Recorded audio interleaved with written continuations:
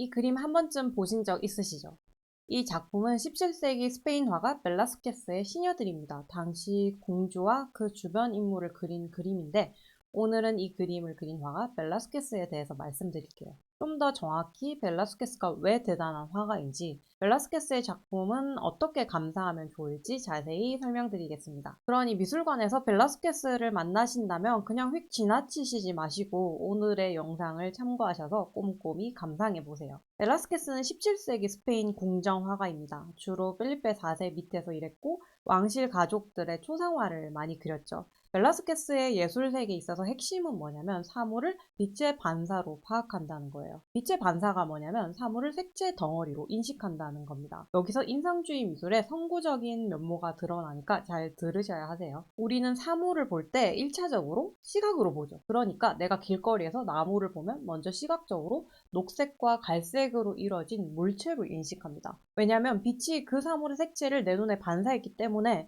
내 눈에는 그 사물의 색채부터 들어오는 거예요. 조금 더 정확하게 말씀드리면 우리에게 사물은 1차적으로 색채 덩어리로 보인다는 거죠. 어떤 형태를 이루는 색채 덩어리. 이 색채 덩어리에 관심을 가진 화가들이 벨라스케스와 인상주의자들입니다. 벨라스케스랑 인상주의 작품을 보시면 가까이서 본 거랑 멀리서 본 게 완전히 달라요. 가까이서 보시면 이렇게 덕지덕지 대충 바른 물감 덩어리밖에 없죠. 진짜 대충 발라놓은 것 같죠? 왜 이렇게 성의 없이 붓질을 했냐고요? 성의가 없는 게 아니라 사물의 기본 단위를 색채 덩어리로 봤기 때문에 이런 붓질이 나오게 됐습니다. 먼저 색채에 대해서 말씀드리면 색채는 고정된 게 아니에요.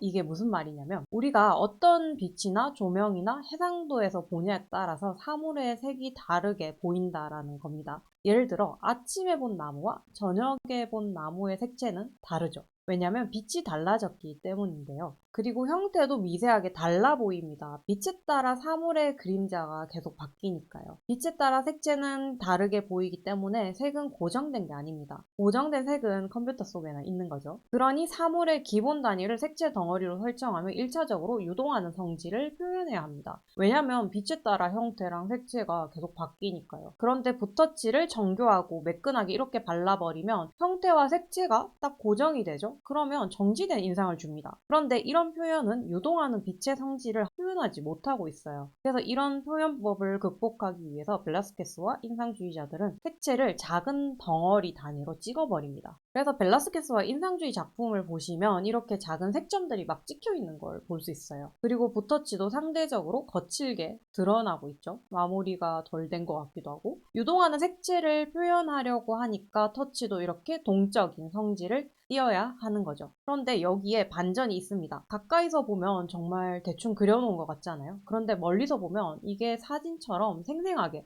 아니 사진을 넘어서고 있어요. 왜냐면 사진은 가까이에서 봐도 고정돼 있고 멀리서 봐도 고정돼 있잖아요. 일반적으로 순간을 고정하는 게 사진입니다. 그런데 벨라스케스랑 인상주의는 마치 화면이 움직이는 듯한 느낌을 줘요. 지금 여기 옷 부분을 보시면 가까이서 멀리서 어떠세요?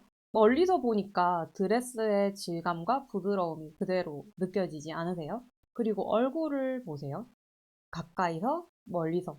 멀리서 보니까 빛에 반사된 눈동자랑 얼굴 표면이 생생하게 보이지 않나요? 사진으로 보셔서 잘 모르시겠죠. 그래서 벨라스케스랑 인상주의 작품은 꼭 실물로 보셔야 합니다. 특히 벨라스케스는 무조건 실물로 보셔야 하는데 실물로 보면은 사물의 입체감까지 완벽하게 색채로 구현한 걸 볼 수가 있습니다. 이 두 작품은 벨라스케스가 모시던 스페인 합스부르크 왕가의 펠리페 4세 부부입니다. 예전부터 스페인에서는 검은색 인디고 염료를 다른 지역에 비해서 쉽게 구할 수 있었고 고운 검정색을 만들어낼 수 있었다고 해요. 그래서 의상에 검은색을 사용하기가 쉬웠는데 지금 보시면 펠리페 4세도 검은색 옷을 입고 있죠. 그런데 이게 지금 사진으로 봤을 때는 그냥 다 시꺼멓게 칠해놨는데 실제로 그림을 보면은 옷이 하나하나 다 구별이 되면서 각각의 검정색이 다 다릅니다. 왜냐하면 위치에 따라 검정색의 빛 반사량이 다르잖아요. 그러면서 동시에 입체감을 만들어냅니다. 이게 벨라스케스의 엄청난 능력이라고 생각해요. 사물을 색채 덩어리로 해석하고 거기에 색채를 통해서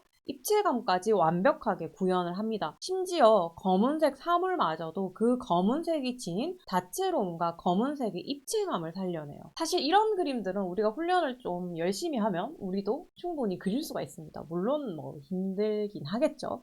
왜냐면 가까이서 봐도 자세하고 멀리서 봐도 자세하고 매끈하면 그냥 처음부터 꼼꼼하게 그리면 되거든요. 뭐 시각작용 이런 거 딱히 신경 안 쓰고. 그런데 벨라스케스처럼 그리려면 사물을 색채로 해석하는 능력이 있어야 하고 빛의 반사와 움직임을 어떻게 표현할 건지 고민해야 됩니다. 왜냐면 그림은 한 번 그려지면은 고정되잖아요. 그런데 그 고정된 매체에서 어떻게 운동성을 표현할 거냐, 이게 정말 어려운 일이거든요. 그래서 벨라스케스는 그걸 색채 덩어리로 해결했는데, 신기한 건 가까이서 보면 대충 물감 덩어리인데 멀리서 보면 사진보다 더 생생합니다. 그 말은 색채 덩어리를 조합하는 능력도 있어야 한다라는 거죠. 그러니까 일정한 거리에서 봤을 때 색채 덩어리가 어떻게 형태로 내 눈에 들어오고 입체로 보이게 되는지까지도 계산을 해야 한다라는 겁니다.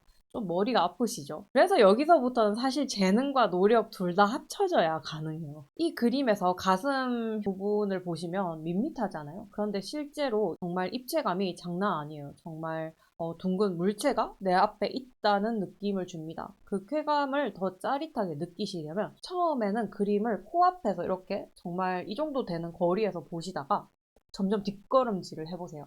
그러면 색채 덩어리가 일정한 거리에 도달을 했을 때 서서히 입체로 그리고 사물로 하나의 인물로 변하는 거를 실시간으로 보실 수 있으세요.